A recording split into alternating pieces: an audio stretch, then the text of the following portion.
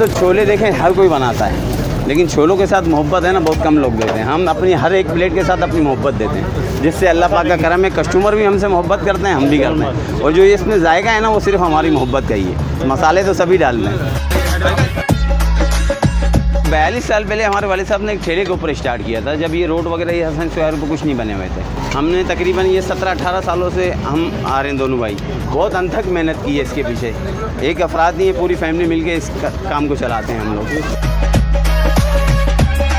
सुबह तकरीबन 7-7:30 बजे काम शुरू हो जाता है, फिर इसके बाद सारे मटेरियल स्टेप बाय स्टेप बनते रहते हैं। उसके बाद जाके तकरीबन 2-2:30 बजे तक ये फ़ाइनल होते हैं। फिर खाना वाना खा के फिर यहाँ आ जाते हैं।